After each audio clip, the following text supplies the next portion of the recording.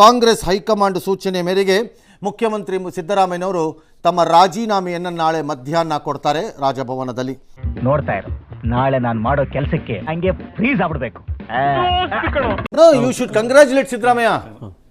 Smooth ಆಗಿ. No, ತಾನು ಕೊಟ್ಟ ಮಾತನ್ನು ಕೊಟ್ಟಿದ್ದು ಎಲ್ಲವನಿಗೂ ಗೊತ್ತು, ಕೊಟ್ಟಿದ್ದಾರೆ. ಅವತ್ತೇ ಇದು ಇತ್ಯರ್ಥ ಆಗಿತ್ತು. ಸ್ವಲ್ಪ ತಡ ಆಗಿರ್ಬೋದು, ಒಂದು 6 ತಿಂಗಳು ಸೋ ಕಾಲ್ಡ್ ಮಾತಿಗೂ ಇವತ್ತಿದು ಜಾರಿಗೆ ಬರ್ತಿರೋದಕ್ಕೂ. ಬಟ್ ಈ ಹ್ಯಾಸ್ ಅಗ್ರೀಡ್ ಅಪಾನ್. ತಾನು ಏನನ್ನು ಹೇಳಿದ್ದೆ, ಅವ್ರು ಏನು ಹೇಳ್ತಾರೆ ಅದನ್ನು ನಾನು ಪಾಲನೆ ಮಾಡ್ತೀನಿ ಅಂತ ಹೇಳಿದರು, ಅದನ್ನು ಪಾಲನೆ ಮಾಡ್ತಿದ್ದಾರೆ ಅವರು.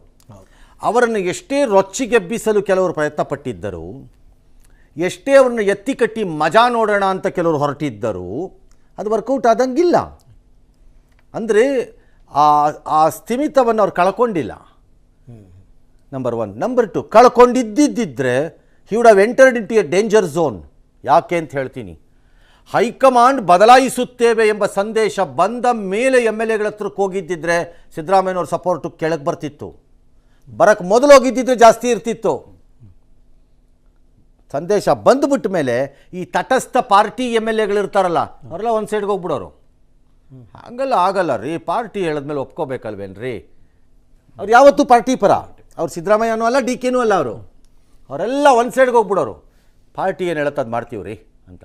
ಆಗ ಆ ನಂಬರ್ ಜಾಸ್ತಿ ಆಗ್ಬಿಡೋದು. ಸೊ ಆಗ ಸಿದ್ದರಾಮಯ್ಯನ ಬೆಂಬಲಿಗರು ಅರ್ಥ ಮಾಡ್ಕೋಬೇಕಾಗ್ತೀವಿ, ನಂಬರ್ ಕಡಿಮೆ ಆಗ್ಬಿಡೋದಾಗ. ಆಗ ಇವ್ರು ಅಂದ್ಕೊಂಡಂಗೆ ನಡೀತಿರಲಿಲ್ಲ ಅದು. ಹಾಗಾಗಿ I think Siddaramaiah has been extremely graceful ಇಲ್ಲಿವರೆಗೆ, ಎಕ್ಸ್ಟ್ರೀಮ್ಲಿ ಕೋಆಪರೇಟಿವ್ ಇಲ್ಲಿವರೆಗೆ, ಎಕ್ಸ್ಟ್ರೀಮ್ಲಿ ಸ್ಮೂತ್ ಇಲ್ಲಿಯವರೆಗೆ. You can exit Siddaramaiah, but you cannot ignore Siddaramaiah. ನಾನು ಇದನ್ನು ಅವತ್ತೂ ಹೇಳಿದ್ದೀನಿ, ಇವತ್ತೂ ಹೇಳ್ತೀನಿ. ಈ ಇಗ್ನೋರ್ ಮಾಡುವುದನ್ನು DK ಶಿವಕುಮಾರ್ ಫುಲಿಶ್ಲಿ ಮಾಡಲ್ಲ ಅಂತ ನಾನು ಅಂದ್ಕೊಂಡಿದ್ದೀನಿ. ಫ್ರಮ್ DK ಸೈಡ್ ನನಗನ್ಸೋದು has to become little more humble. ಕಾಣಿಸುತ್ತೆ ಕೆಲವು ಸರಿ, ಬಟ್ ಕೆಲವು ಸರಿ ಕಾಣಿಸ್ತಾ ಇಲ್ಲ. ಸ್ವಲ್ಪ body language may be, and work ಕಡೆಗೆ ಗಮನ, ಆರೋಗ್ಯದ ಜೊತೆ. Where DK influence is not much like north Karnataka, Hyderabad Karnataka, Mumbai ಕರ್ನಾಟಕದಲ್ಲಿ. ಸಿದ್ದರಾಮಯ್ಯ ಅವರಿಗಿರುವಂತಹ ವ್ಯಾಪಕತೆ ಏನಿದೆ, ಪ್ರಭಾವದ ವ್ಯಾಪಕತೆ, ಅದು DK ಇಲ್ಲಿವರೆಗೂ ಬಂದಿಲ್ಲ. ಬರಬಹುದು ಮುಂದೆ ಆ ಪ್ರಭಾವದ ವ್ಯಾಪಕತೆ.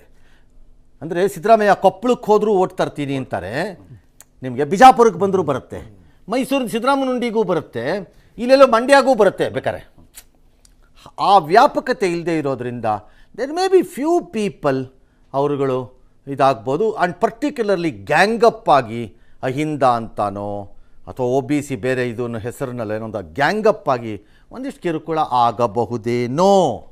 ವಚನಭ್ರಷ್ಟ ಎಂಬಂತಹ ಆರೋಪಕ್ಕೆ ಸಿದ್ದರಾಮಯ್ಯ ಗುರಿಯಾಗಬಹುದಾದ ಸಾಧ್ಯತೆ ಇತ್ತು. ಬಟ್ ಯಾವುದನ್ನು ಕಿವಿಗೆ ಹಾಕ್ಕೊಂಡಿಲ್ಲ, ಅವ್ರು ಕಿವಿಗೆ ಹಾಕ್ಕೊಂಡಿಲ್ಲ. That is his greatness. Why should you congratulate Siddaramaiah today ಅಂತಂದರೆ ಆ ಕಾರಣಕ್ಕೆ. ಅಂತಹ ಒಬ್ಬ ಆರ್ಥಿಕ ಮಂತ್ರಿಯಾಗಿ ತಂದ ಗ್ಯಾರಂಟಿಗಳವ್ರನ್ನ ಕಟ್ಟಾಕ್ತು. ಗ್ಯಾರಂಟಿಗಳವ್ರನ್ನ ಹೈರಾಣ್ ಮಾಡಾಕ್ಬಿಡ್ತು. ಈ ಗ್ಯಾರಂಟಿಗಳಿಂದಾಗಿ ವಿಪರೀತವಾದ ಟ್ಯಾಕ್ಸ್ಗಳನ್ನು ನಾನು ಹೇಳಿದ್ನಲ್ಲ, ಹೆಣದ ಸರ್ಟಿಫಿಕೇಟಿಂದ ರೈಸ್ ಮಾಡ್ಕೊಂಡ್ಬರ್ಬೇಕಾಗಿತ್ತು. ಅದನ್ನು ಉಡಾಫೆ ಮತ್ತು ದಿಮಾಕಿನಲ್ಲಿ ಕೆಲವೊಮ್ಮೆ DK ಶಿವಕುಮಾರ್ ಡಿಫೆಂಡ್ ಮಾಡಿದ್ದಿದೆ ಅವರುಗಳು. ಹಾಗಾಗಿ Siddaramaiah would have performed better financially if you had a better ಇದ್ದಿದ್ದರೆ.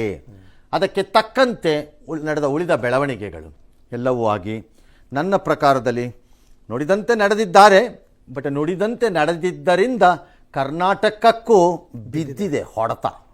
ಬಂದರು ಅಲ್ಲಿ ಸಿಬ್ಬಂದಿಗಳೆಲ್ಲ, ನೀವು ಹೋಗ್ಬೇಡಿ ಸರ್, ನೀವು ಹೋಗ್ಬಿಟ್ರೆ ನಮ್ಮನ್ನು ಕೆಲಸದಿಂದ ತೆಗೆದು ಬಿಡ್ತಾರೆ, ಅಂದರೆ ಈ ಕಾಂಟ್ರಾಕ್ಟ್ ಬೇಸಿಸ್ ಮೇಲೆ ಕೆಲಸ ಮಾಡ್ತಾ ಇದ್ದಾರೆ. ಹೆಂಗಾಗಲಿ ಮತ್ತೆ ಒಂದಷ್ಟು ಜನ ಶಿಳ್ಳೆ ಹಾಕೋದು, ಚಪ್ಪಾಳೆ ಹಾಕೋದು. ಹೆಂಗ್ರಿ ಆಗುತ್ತೆ? ಕಾಂಟ್ರಾಕ್ಟ್ ಬಂದವರು, ನೀವು ಬಂದಿರೋದೇ ಮುಖ್ಯಮಂತ್ರಿಗಳ ಆಪ್ತರು ಅಥವಾ ಅವರ ಪರಿಚಿತರು ಅಥವಾ ಅವರ ಊರಿನವರು ಅನ್ನೋ ಕಾರಣದ ಮೇಲೆ ನೀವು ಅಲ್ಲಿಂದ ಬಂದ್ಬಿಟ್ಟು DK ಶಿವಕುಮಾರ್ ಬಂದಾಗಲೂ ನಿಮ್ಮನ್ನೇ ಇಟ್ಕೋಬೇಕು, ನೀವು ಪರ್ಮನೆಂಟ್ ಎಂಪ್ಲಾಯಿಗಳಾಗ್ಬಿಡ್ತೀರಿ.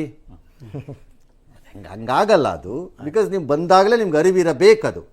ನನಗೆ ಅವ್ರ ಬಗ್ಗೆ ಅನುಕಂಪ ಇದೆ, ಪಾಪ ಏನು ಮಾಡ್ತಾರೆ ಜೀವನದಲ್ಲಿ ಅನ್ನೋದು. ಬಟ್ ನಿಮ್ಗೆ ಬಂದಾಗಲೇ ಅರಿವಿರಬೇಕು, ಎಲ್ಲಿಯವರೆಗೆ ಮುಖ್ಯಮಂತ್ರಿಯೋ ಅಲ್ಲಿಯವರೆಗೆ ನಾನು ಅನ್ನೋದು. ಇದರಲ್ಲಿ ಯಾರು ಕೆಲವರು ಶಿವಕುಮಾರ್ನೂ ಮ್ಯಾನೇಜ್ ಮಾಡೋದಾದ್ರೆ ಉಳ್ಕೋಬೋದು ಸರ್. ಈ MTV ಸಿಟಿ ಯುಗದಲ್ಲಿ ಖುಷಿಯಾಗಿರ್ಬೇಕು.